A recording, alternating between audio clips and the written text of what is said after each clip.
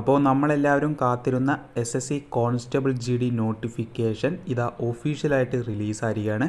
ഇന്നലെ രാത്രി SSCയുടെ സൈറ്റിൽ വൺ ടൈം പ്രൊഫൈലിൽ ഈ ഒരു നോട്ടിഫിക്കേഷൻ പബ്ലിഷ് ചെയ്ത് കഴിഞ്ഞു. നമ്മൾ കറക്റ്റായിട്ട് അപ്ഡേറ്റ് തന്നതാണ്. 24-ാം തീയതി സ്റ്റാർട്ട് ചെയ്യുമെന്ന്. കറക്റ്റ് 24-ാം തീയതി തന്നെ അപേക്ഷ തുടങ്ങി. നവംബർ 24 മുതൽ ഡിസംബർ 31 വരെ നമുക്ക് അപ്ലൈ ചെയ്യാൻ പറ്റുന്ന നോട്ടിഫിക്കേഷനാണ്. ഇത്തവണ കുറച്ച് മാറ്റങ്ങളുണ്ട്. അതുകൊണ്ട് പ്രത്യേകം നിങ്ങൾ വീഡിയോ ശ്രദ്ധിച്ച് കേട്ട് മനസ്സിലാക്കിയതിന് ശേഷം നിങ്ങൾ ഓൺലൈൻ ആപ്ലിക്കേഷൻ ചെയ്യാം.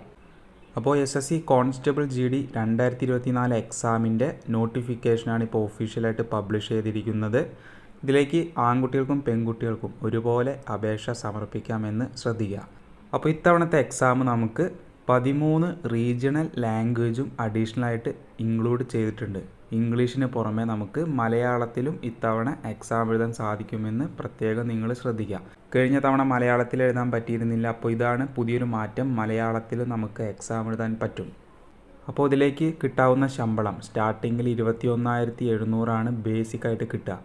69,100 രൂപ വരെ ശമ്പളം കിട്ടാവുന്ന പോസ്റ്റാണ് ഫ്രണ്ട്സ്. അപ്പോൾ ബോയ്സിൻ്റെ വേക്കൻസി ഇവിടെ കാണാം. BSF 5,211, CISF 9,913, CRPF 3,266, SSB 593, ITBP 2,694, AR അഥവാ ആസാം റൈഫിൽ 1,448, SSF 222. അങ്ങനെ ടോട്ടൽ ആൺകുട്ടികൾക്ക് 23,347 വേക്കൻസി.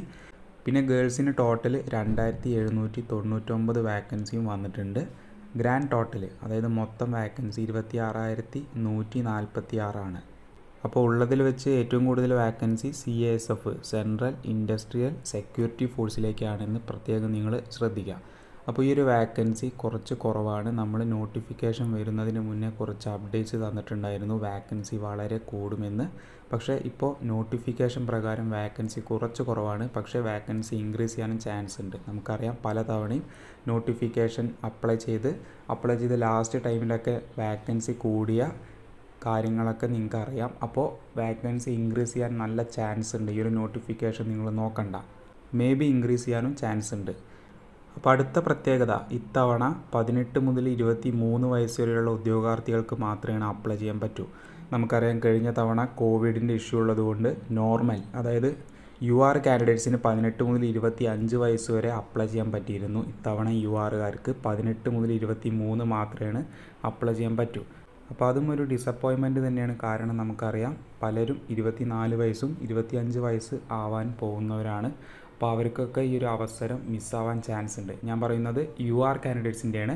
ഇനി SC ST OBC ആണെങ്കിൽ അവർക്ക് റിലാക്സേഷൻ കിട്ടുന്നുണ്ട്. 5 വർഷം SC ST വിഭാഗത്തിലുള്ളവർക്കും 3 വർഷം OBCകാർക്കും റിലാക്സേഷൻ, ഏജിന് റിലാക്സേഷൻ കിട്ടും.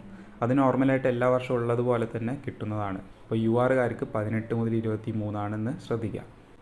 അപ്പോൾ വിദ്യാഭ്യാസ യോഗ്യത വെറും 10ാം ക്ലാസ് മെട്രിക്കുലേഷൻ പാസ് മാത്രം മതി. നമുക്കറിയാം 10ാം ക്ലാസ്സിലെ ഗ്രേഡോ മാർക്കോ ഒന്നും ചോദിക്കുന്നില്ല. നിങ്ങൾ 10ാം ക്ലാസ് പാസ്സായിട്ടുണ്ടോ, നിങ്ങൾക്ക് എന്തായാലും ഇതിലേക്ക് അപേക്ഷ സമർപ്പിക്കാം. ഇനിയിപ്പോൾ NCC സർട്ടിഫിക്കറ്റ് ഹോൾഡേഴ്സിന് എക്സ്ട്രാ ബോണസ് മാർക്ക് കിട്ടും. 5% C certificate, 3% B certificate, 2% A certificate bonus mark കിട്ടും. അപ്ലൈ ചെയ്യേണ്ടത് SSCയുടെ വൺ ടൈം പ്രൊഫൈൽ വഴിയാണ്. അപേക്ഷ സമർപ്പിക്കുമ്പോൾ 100 രൂപ ഫീസ് അടയ്ക്കണം.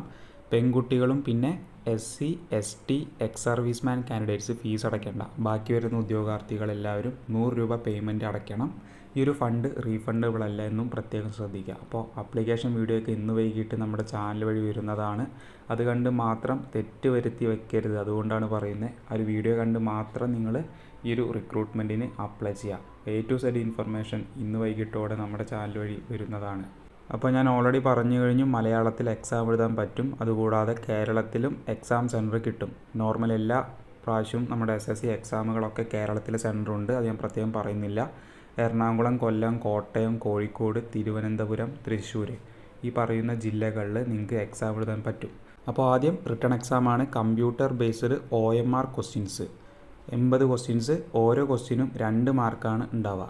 General intelligence and reasoning, general knowledge and general awareness, elementary mathematics, English or Hindi ഈ പറയുന്ന സബ്ജക്റ്റുകളിൽ നിന്ന് 80 ക്വസ്റ്റ്യൻസ് 160 മാർക്കിനാണ് പരീക്ഷ നടത്തുന്നത്. 1 മണിക്കൂറാണ് നിങ്ങൾക്ക് എക്സാം എഴുതാൻ ടൈം കിട്ടുക. 0.25 നെഗറ്റീവ് മാർക്കിങ്, അതായത് 4 ക്വസ്റ്റ്യൻസ് നിങ്ങൾ തെറ്റിച്ച് കഴിഞ്ഞാൽ 1 മാർക്ക് നിങ്ങളുടെ നെഗറ്റീവായിട്ട് പോകും. അപ്പോൾ അറിയുന്നത് മാത്രം നിങ്ങൾ അറ്റൻഡ് ചെയ്താൽ മതി, അറിയാത്തത് നിങ്ങൾ വിടുക. അപ്പോൾ ഈ ഒരു എക്സാം പാസ്സായി കഴിഞ്ഞാൽ പിന്നെ ഫിസിക്കൽ ടെസ്റ്റ് ഉണ്ടാവും. മെയിൽ കാൻഡിഡേറ്റ്സിന് 5 കിലോമീറ്റർ ഓട്ടം 24 മിനിറ്റ്, പെൺകുട്ടികൾക്ക് 1600 മീറ്റർ ഓട്ടം 8.5 മിനിറ്റിൽ ഓടിക്കയറാം. അപ്പോൾ നിങ്ങൾ ഫിസിക്കൽ ടെസ്റ്റും പാസ്സായി കഴിഞ്ഞാൽ പിന്നെ ഹൈറ്റ്, വെയിറ്റ്, ചെസ്റ്റ് മെഷർമെൻറ്റ്. ആൺകുട്ടികൾക്ക് 170 സെൻറ്റിമീറ്റർ ഹൈറ്റ് വേണം മിനിമം, പെൺകുട്ടികൾക്കാണെങ്കിൽ 157 സെൻറ്റിമീറ്റർ ഹൈറ്റ് വേണമെന്ന് പ്രത്യേകം നിങ്ങൾ ശ്രദ്ധിക്കണം. ഇനി ചെസ്റ്റിൻ്റെ കണക്ക് നോക്കുകയാണെങ്കിൽ 80 സെൻറ്റിമീറ്ററാണ് ആൺകുട്ടികൾക്ക് ചെസ്റ്റ് വേണ്ടത്.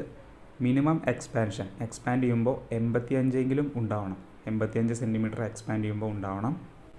പിന്നെ weight proportionate to height and age ആണ്. മെഡിക്കൽ സ്റ്റാൻഡേർഡിൽ പറയുന്നുണ്ട് proportionate to height and age, പ്രായത്തിനും ഹൈറ്റിനും അനുസരിച്ച് വെയിറ്റ് നിങ്ങൾക്ക് കറക്റ്റായിട്ട് ഉണ്ടാവണം.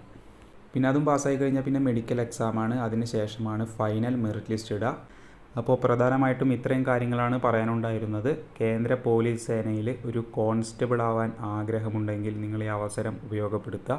കിട്ടുന്ന അവസരങ്ങളെല്ലാം നിങ്ങൾ ഉപയോഗപ്പെടുത്തണം. നമ്മുടെ സബ്സ്ക്രൈബേഴ്സ് ഒരുപാട് പേര് ഇത്തരത്തിലുള്ള ജോലിയിലൊക്കെ കയറിയിട്ടുണ്ട്. അതുകൊണ്ട് എന്തായാലും നിങ്ങൾ മാക്സിമം നിങ്ങളുടെ ഫ്രണ്ട്സിലേക്ക് എത്രയും പെട്ടെന്ന് വീഡിയോ അയച്ചു കൊടുക്കുക. ഒരു പക്ഷേ അവർക്ക് ഉപകാരപ്പെട്ടേക്കാം. ഇപ്പോൾ വന്ന നോട്ടിഫിക്കേഷനാണ്, എത്രയും പെട്ടെന്ന് നിങ്ങൾ അയച്ചു കൊടുക്കുക. പിന്നെ നിങ്ങൾ എലിജിബിൾ ആണെങ്കിൽ നിങ്ങൾ എത്രയും പെട്ടെന്ന് ഇതിലേക്ക് അപേക്ഷ അയയ്ക്കുക. വീഡിയോ പറ്റി എന്തെങ്കിലും ഡൗട്ട് ഉണ്ടെങ്കിൽ താഴെ കമൻറ്റ് ചെയ്താൽ മതി, ഞാൻ റിപ്ലൈ തരാം. വീഡിയോ ഉപകാരപ്പെട്ടുവെങ്കിൽ ഒന്ന് ലൈക്ക് ചെയ്ത് വയ്ക്കുക. ചാനൽ ആദ്യമായിട്ട് കാണുന്നവർ സബ്സ്ക്രൈബ് ചെയ്ത് വയ്ക്കുക. അപ്പോൾ എന്തായാലും ഫ്രണ്ട്സ്, നമുക്ക് പുതിയൊരു വീഡിയോ ആയിട്ട് കാണാം. ബൈ.